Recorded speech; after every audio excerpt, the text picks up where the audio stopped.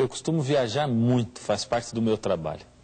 Numa dessas viagens, enquanto eu estava passando lá pelo Nordeste, eu acabei de chegar na casa de uns amigos e comecei a mexer com as crianças. É que eu gosto muito de conversar com as crianças, principalmente as faladeiras. Em pouquinho tempo de conversa, elas são capazes de contar a vida dos pais todinha. Logo eu estava rodeado de crianças e com um menininho de 3 anos, o Eduardo, no meu colo. Quando chamaram para todos irem almoçar, as crianças saíram correndo, menos o Eduardo. Continuei ainda mais um pouquinho com ele no meu colo, até que alguém veio para levá-lo para almoçar. Para o meu espanto, o Eduardo saiu do meu colo contrariado, chorando aos prantos. E eu não tive outra saída a não ser segurar o Eduardo de novo e me oferecer para dar comida para ele. Enquanto eles terminavam de preparar ali o pratinho do Eduardo, meu amigo chegou pertinho de mim e falou bem no meu ouvido para o bebê não ouvir. É que o pai do Eduardo morreu faz 2 meses. Ele não estava brigando pelo meu colo. Ele estava brigando pelo que no momento se parecia mais com a figura do pai dele. Às vezes eu sinto as pessoas agindo como o pequeno Eduardo. Elas sentem falta de Deus, mas não sabem direito onde procurá-lo. Vão para todos os lados. Ouvem qualquer teoria, vão para autoajuda, para doutrinas orientais, ficam perdidas aí, tentando encontrar Deus no colo mais próximo. A grande pergunta ainda hoje é: onde a gente pode encontrar um Deus que a gente não vê? Onde encontramos as respostas para os nossos porquês?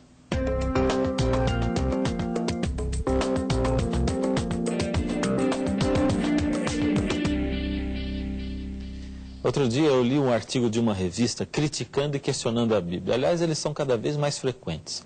Ele dizia, entre outras coisas, 3 que me chamaram a atenção.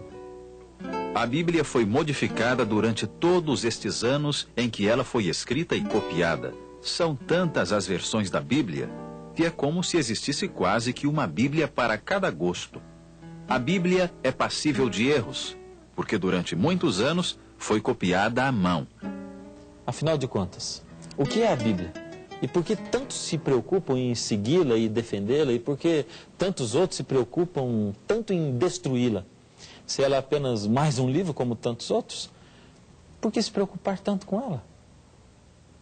Você também é daqueles que até acredita que a Bíblia tem bons ensinamentos, mas acha que ela está misturada com lenda? É daqueles que não conseguem acreditar em Adão e Eva, na história do dilúvio, onde Noé entra num barco com um monte de animais? O problema é que o Deus que escreveu a Bíblia sabia que ela seria questionada. Por isso ele afirmou: toda a Escritura é inspirada por Deus, segundo Timóteo 3,16. Mas como engolir a história de um dilúvio, por exemplo? Bem, que tal parar só um pouco para estudar ciência e história comparadas com a Bíblia?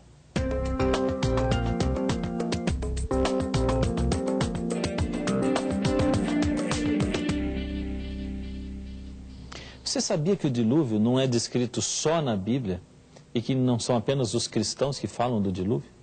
2 historiadores chamados Dave Belsiger e Charles Siller acharam mais de 200 civilizações não cristãs que guardam registros orais ou manuscritos de uma grande inundação. Você não acha no mínimo estranho que tantos povos guardem registros de alguma coisa que não tenha acontecido? É lógico que eu não tenho tempo para falar dos 200, mas vou dar 3 exemplos. Os hindus contam que Manu e outros foram salvos de uma grande inundação dentro de um barco. Manu, percebeu só? Manu, 2 sílabas, igual Noé. Segundo, entre os chineses existe a história de Fa He, também 2 sílabas, com sua esposa, seus 3 filhos e 3 filhas, que foram os únicos sobreviventes de uma inundação. Percebeu? 8 pessoas, como no dilúvio. E finalmente o último exemplo, os havaianos. Eles contam a história de uma inundação muito grande, onde se salva um homem chamado Nuhu. Muito parecido com Noé, hein?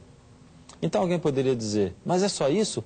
Ainda sobram muitas dúvidas como: será que a arca não era grande demais para navegar?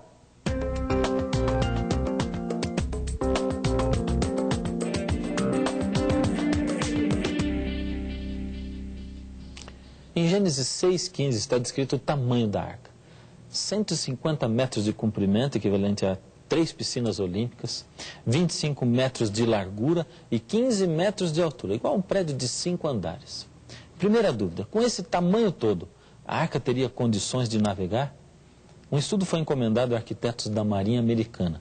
O resultado afirma que essas medidas eram bem proporcionais às leis da física para a flutuação e que a arca poderia suportar ventos de 380 km por hora e ondas de 35 metros.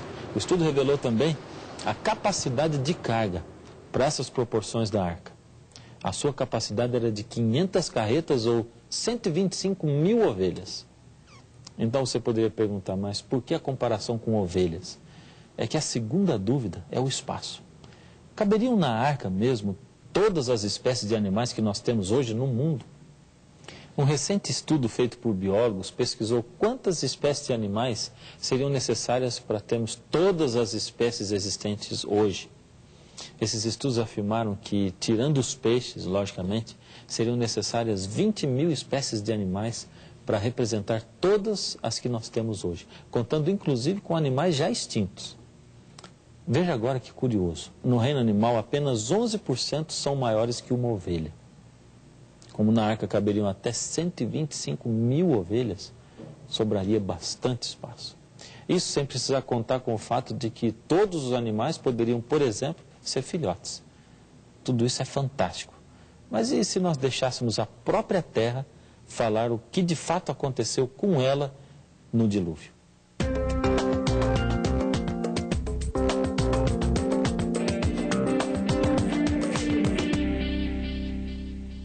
A ciência que estuda as diversas camadas da Terra é a geologia. Assim, a geologia é capaz de nos dar evidências a favor do evolucionismo ou do criacionismo.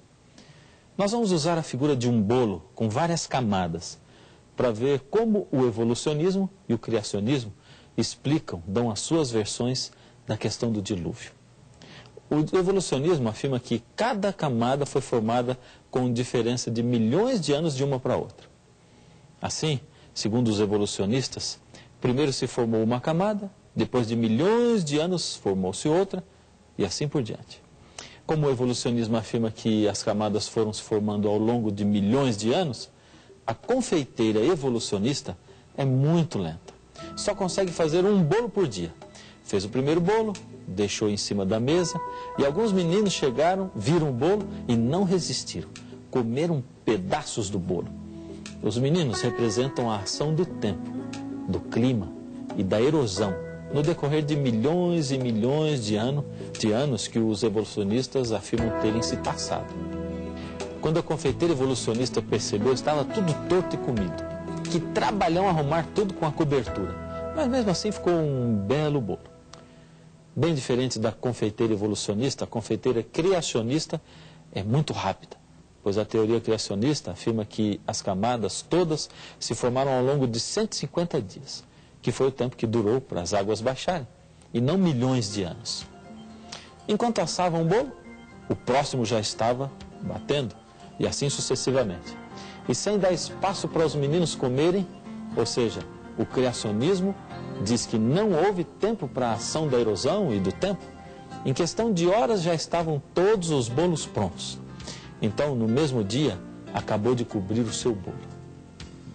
Agora vamos pegar os bolos e compará-los. Olhando os dois bolos, por fora, eles parecem iguais. Mas quando partimos os dois ao meio, o bolo evolucionista apresenta camadas tortas, pois a erosão e as intempéries teriam modificado a superfície durante os milhões de anos que eles afirmam terem existido. O bolo criacionista era diferente. Apresenta camadas paralelas e planas, ou seja, retinhas. Mas e se cortássemos a terra ao meio, como se corta um bolo? O que você acha que a gente encontraria? As camadas planas e paralelas, exatamente como o dilúvio descrito na Bíblia deixou. Que evidências claras do dilúvio!